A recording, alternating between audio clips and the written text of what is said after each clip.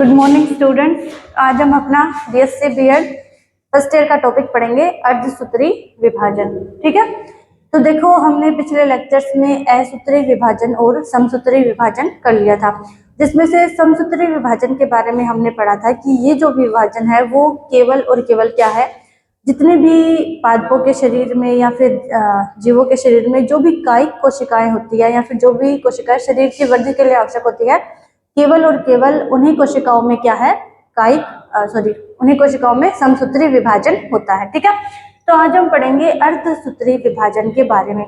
तो देखो, जो अर्धसूत्री विभाजन है वो कौन सी कोशिकाओं में होगा? जनन कोशिकाओं में। ठीक है, जीवों की भी जनन कोशिकाओं में और जो पादप है उनकी भी जनन कोशिकाओं में क्या है, अर्धसूत्री विभाजन होता है।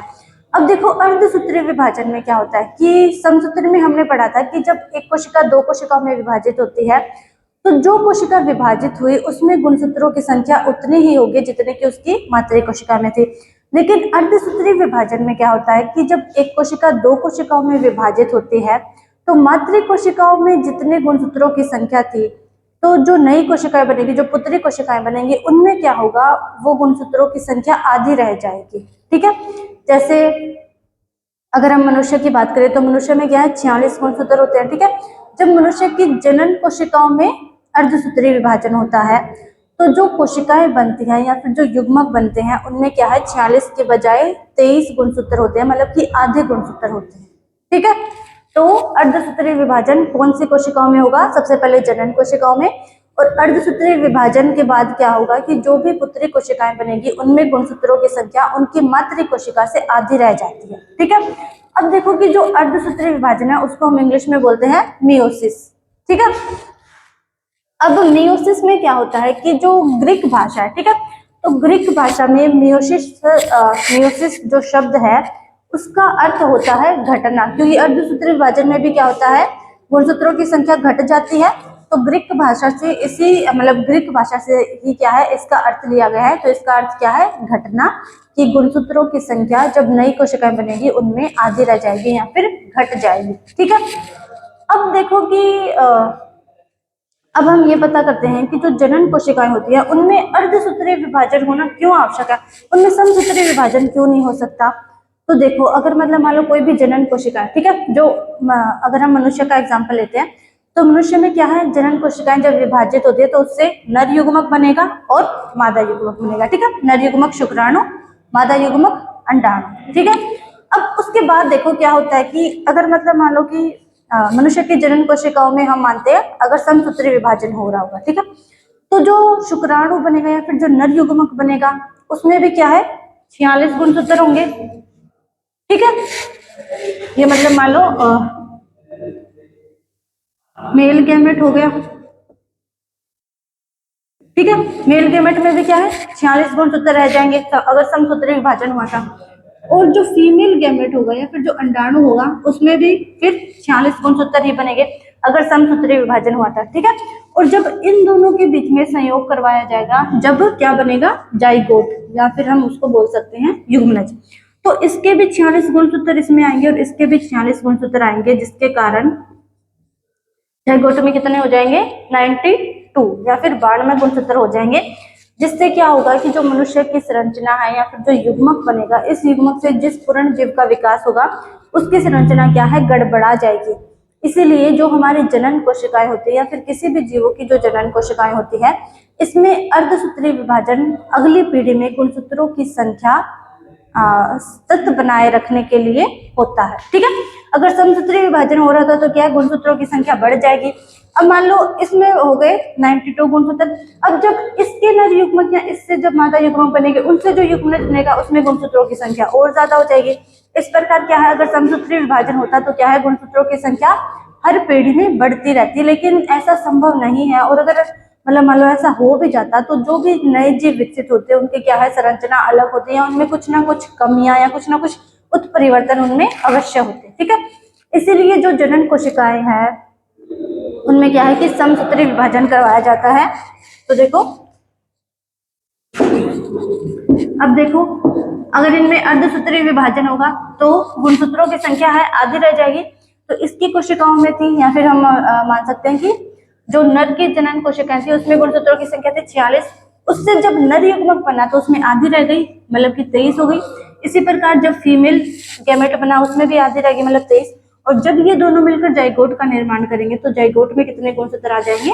46। ठीक है, इस प्रकार क्या है, गुणसूत्रों की संख्या हर एक पीढ़ी में सतत बनी रहती है या फिर वही बनी रहती है। ठीक है, इसी कारण जो हमारी जनन कोशिकाएं हैं उनमें क्या है, अर्धसूत्री विभाजन होता है अगली पीढ़ी में गुणसूत्रों की संख्या सतत बनाए रखने के लिए। ठीक है, अब अगर हम किसी मतलब मेल का या फिर नर का उदाहरण ले तो नर में जिन कोशिकाओं में अर्धसूत्री विभाजन होगा उसको हम बोलेंगे प्राथमिक शुक्राणु कोशिकाएं। ठीक है, और मादा में जिन कोशिकाओं में अर्धसूत्री विभाजन होता है उनको हम बोलेंगे प्राथमिक अंडाणु कोशिकाएं। नर में प्राथमिक शुक्राणु कोशिकाएं और मादा में क्या हो जाएगी, प्राथमिक अंडाणु कोशिकाएं। इन दोनों कोशिकाओं में क्या होगा, अर्धसूत्री विभाजन होगा जिससे नर युग्मक और मादा युग्मक बनेंगे। ठीक है, अब हम पढ़ते हैं कि अगर मतलब मान लो हमें किसी भी अगर कोशिकाओं के अर्धसूत्री विभाजन का हमें अध्ययन करना है तो उसके लिए कौन सी जो कोशिकाएं हैं वो उपयुक्त रहती है।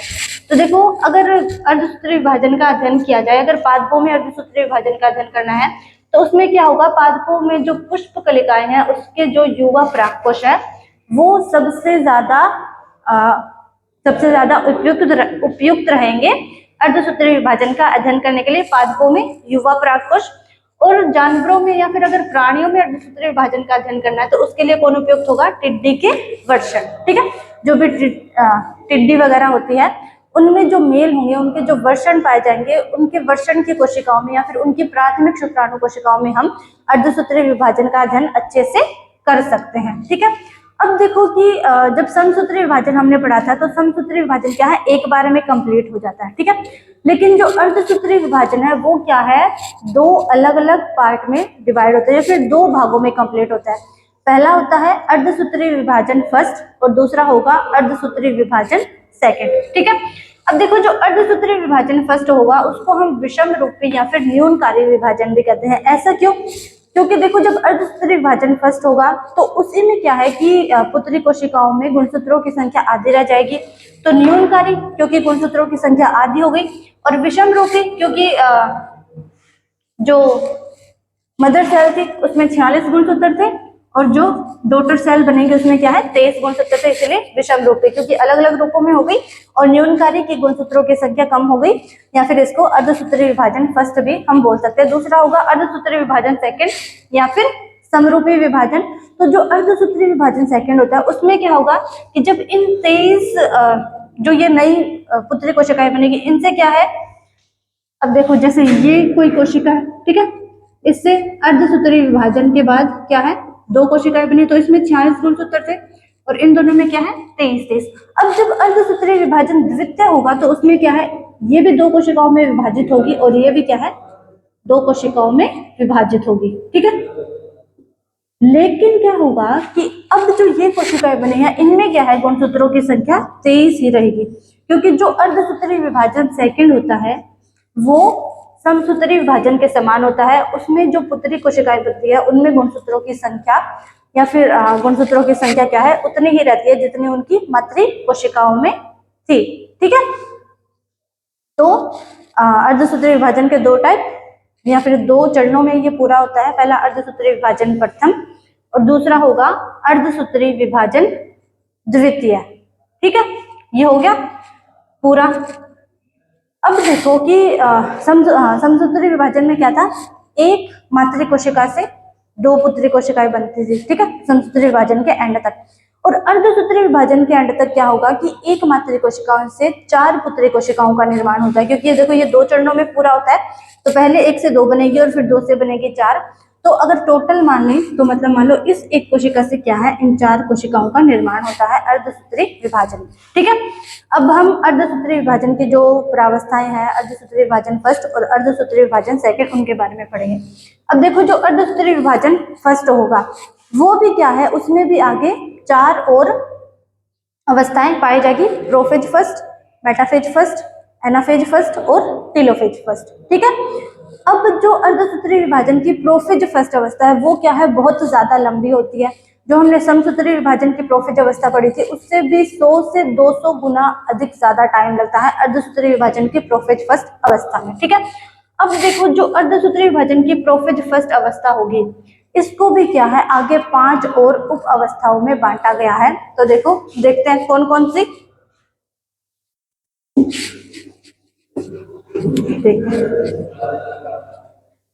पहली हो गई लेप्टोटीन। ठीक है, लेप्टोटीन ये किसके हैं प्रोफेज फर्स्ट को। ठीक है, आगे जिन जिन में डिवाइड किया गया है 5 जो उप अवस्थाएं हैं प्रोफेज फर्स्ट की। तो प्रोफेज फर्स्ट की पहली उप अवस्था कौन सी होगी लेप्टोटीन, दूसरी होती है जाइगोटीन। ठीक है, तीसरी होगी पैकाइटिन, चौथी होगी डिप्लोटीन और 5वीं उपावस्था होती है डाइकाइनेसिस। ठीक है, तो अर्धसूत्री विभाजन फर्स्ट की जो प्रोफेज फर्स्ट अवस्था है उसको भी क्या है आगे 5 और उपावस्थाओं में बांटा गया है। कौन कौन सी लेप्टोटीन, जाइगोटीन, पैकाइटिन, डिप्लोटीन और डाइकाइनेसिस। ठीक है, अब हम एक एक करके इन अवस्थाओं के बारे में अध्ययन करेंगे। तो देखो सबसे पहले हम लेप्टोटीन के बारे में पढ़ते हैं कि लेप्टोटीन अवस्था में क्या होगा या फिर लेप्टोटीन अवस्था में कौन कौन से परिवर्तन होंगे कोशिका के अंदर। तो देखो जो लेप्टोटीन अवस्था है उसको हम हिंदी में क्या बोलते हैं तनुसूत्रा अवस्था। क्या बोलेंगे तनुसूत्रा अवस्था। अब देखो इस अवस्था में क्या होगा कि गुणसूत्र, देखो गुणसूत्र किसमें पाए जाएंगे, गुणसूत्र पहले क्रोमेटिन जाल के रूप में होते हैं और क्रोमेटिन जाल किसमें पाया जाता है कोशिका के केंद्रक में। ठीक है, तो इस अवस्था में क्या होगा कि जो कोशिका का केंद्रक होगा वो अपने आयतन को बढ़ा लेगा, जिससे क्या होगा उसका जो केंद्रक है या फिर उसका जो परिमाण है उसमें क्या है वृद्धि हो जाएगी। मतलब कि कोशिका का जो केंद्रक है उसके आयतन में वृद्धि होगी या फिर वो अपने आकार में वृद्धि करेगा। ठीक है, जब आयतन में वृद्धि होगी तो वो अपने आकार में वृद्धि करेगा। नेक्स्ट है इस अवस्था में होता है क्रोमोमियर। तो देखो इसमें क्या होता है कि लेप्टोटीन में क्या होगा गुणसूत्र स्पष्ट लंबे और अवलंबित दिखाई देते हैं। ठीक है, इसमें क्या होगा कि गुणसूत्र हमें स्पष्ट लंबे दिखाई देंगे और एक दूसरे के ऊपर कुंडलित दिखाई देंगे। अब इस टाइम क्या होता है कि इन गुणसूत्रों के ऊपर बीच बीच में क्या होता है कि छोटे छोटे मोती समान श्रृंखलाबद्ध कुछ कण पाए जाते हैं। तो इसी कारण ये मतलब मोतियों की माला की तरह दिखाई देते हैं गुणसूत्र। और ये जो संरचना है या फिर ये जो मोती समान कण पाए जाएंगे इनको हम बोलेंगे क्रोमोमियर। ठीक है, किसको बोलेंगे जो भी मोती समान संरचना हमें दिखाई देगी उसको बोलेंगे। ठीक है, क्या बोलेंगे क्रोमोमियर। अब अगला है कि गुणसूत्र द्विगुणित लेकिन अत्यधिक लंबे। अब देखो कि लेप्टोटीन अवस्था में क्या होगा कि गुणसूत्र द्विगुणित हो जाएंगे, मतलब कि उनमें 2 क्रोमेटिड का निर्माण हो जाएगा। लेकिन क्या है कि गुणसूत्रों की जो लंबाई होगी इस अवस्था में वो क्या है बहुत ज्यादा लंबी होती है या फिर उनकी लंबाई बहुत ज्यादा होगी, जिसके कारण क्या है वो एकल दिखाई देते हैं अत्यधिक लंबे होने के कारण। ठीक है, मतलब कि लेप्टोटीन में क्या होगा कि गुणसूत्र द्विगुणित हो जाएंगे, मतलब कि उनमें 2 क्रोमेटिड्स का निर्माण तो हो जाएगा लेकिन उनकी लंबाई ज्यादा होने के कारण क्या होता है कि वो एकल प्रतीत होते हैं या फिर ऐसा लगता है कि वो सिंगल ही गुणसूत्र है, उनमें 2 क्रोमेटिड का निर्माण नहीं हुआ है। ठीक है, अब देखो अगला है बुके अवस्था।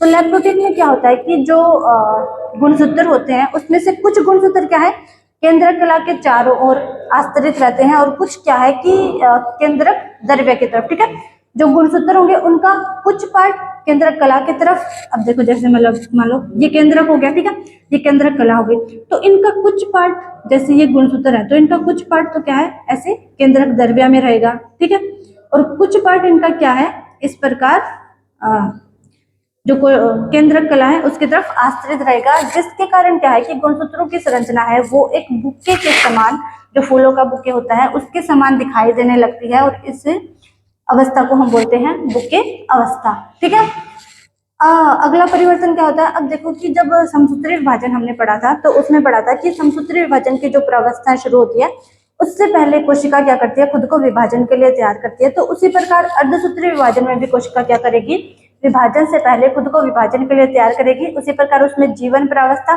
एस प्रावस्था और G2 प्रावस्था पाई जाती है, ठीक है। और इनकी जो एस प्रावस्था है वो क्या है, बहुत ज्यादा लंबी होती है, इसीलिए जो डीएनए का प्रतिकृतिकरण होता है या फिर डीएनए की जो फोटोकॉपी बनानी होती है उसमें भी क्या है, बहुत ज्यादा टाइम लगता है, ठीक है। तो जो प्रोफेज अवस्था है, उसकी जो लेप्टोटीन अवस्था है, उसमें क्या है कि प्रोफेज अवस्था ही चल रही है, तो डीएनए की प्रतिकृति या फिर मतलब मान लो कि डीएनए का संश्लेषण हो चुका है और उसी के साथ साथ जो आरएनए है और जो कुछ आवश्यक प्रोटीन्स है उनका संश्लेषण भी चल रहा होता है प्रोफेज अवस्था के साथ साथ, ठीक है। अगला है, इसमें केंद्रिका स्पष्ट दिखाई देती है। अब जब प्रोफेज अवस्था का एंड आएगा तब क्या है, धीरे धीरे केंद्रिका विलुप्त होने शुरू होती है। लेकिन प्रोफेज अवस्था की स्टार्टिंग में जब लेप्टोटीन अवस्था चलती रहती है तो उस टाइम क्या होता है कि जो केंद्रिका होती है वो स्पष्ट रूप से दिखाई देती है, ठीक है। अब देखो मैं आपको डायग्राम बना के दिखाती हूँ कि प्रोफेज फर्स्ट की जो ये लेप्टोटीन अवस्था है उसमें कोशिका किस प्रकार दिखाई देती है, ठीक है। तो देखो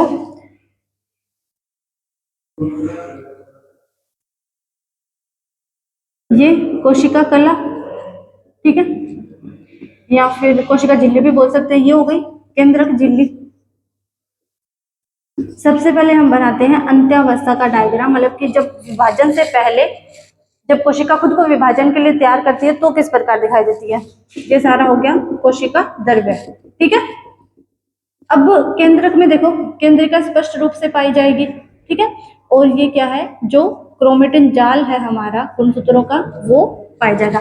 तो ये डायग्राम हो गया अंत्यावस्था का, जिसमें क्या है, केंद्रक झिल्ली पाई जाएगी, केंद्रक झिल्ली, कोशिका झिल्ली पाई जाएगी, कोशिका द्रव्य, केंद्रक द्रव्य अंदर केंद्रिका स्पष्ट रूप से दिखाई देगी और क्रोमेटिन जाल पाया जाएगा। अब जब ये कोशिका प्रोफेज फर्स्ट की लेप्टोटीन में प्रवेश करती है तो ये किस प्रकार दिखाई देगी। तो देखो ये हो गई कोशिका झिल्ली और केंद्रक क्या करेगा, अपने आयतन में वृद्धि कर लेगा, ठीक है। तो इस प्रकार केंद्रक हो गया बड़ा, केंद्रिका स्पष्ट रूप से दिखाई देगी, ठीक है।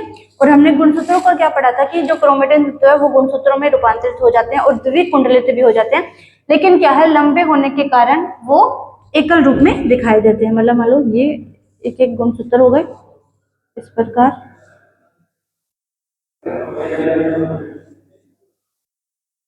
इस प्रकार दिखते हैं ये, ठीक है। और इनके बीच बीच में ये मोती समान संरचनाएं जिनको हम बोलेंगे क्रोमोमियर, ठीक है। इस प्रकार ये हर एक गुणसूत्र के अंदर दिखाई देती है, देखो इस प्रकार, ठीक है। और ये गुणसूत्र क्या है कि मतलब इस प्रकार जाल के रूप में ही पाए जाते हैं। तो देखो ये हो गई कोशिका झिल्ली,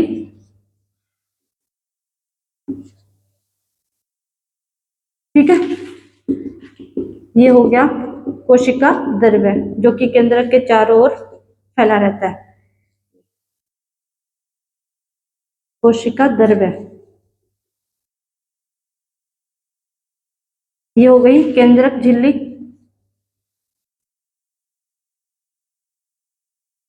ठीक है। ये संरचना हो गई केंद्रिका जो कि लेप्टोटीन अवस्था में क्या है, स्पष्ट रूप से दिखाई देती है, ठीक है। ये वाले हो गए हमारे गुणसूत्र और ये जो मोती के समान संरचनाएं हैं इनको बोलेंगे क्रोमोमियर, ठीक है। तो ये कौन सी स्टेज है, लेप्टोटीन, जो कि प्रोफेज फर्स्ट की एक उप अवस्था है, ठीक है। अब आज हमने लेप्टोटीन के बारे में पढ़ लिया। अब कल के लेक्चर में हम प्रोफेज की जो भी चारों और उप अवस्थाएं बच गई उनके बारे में पढ़ेंगे, ठीक है। आज के लिए इतना है।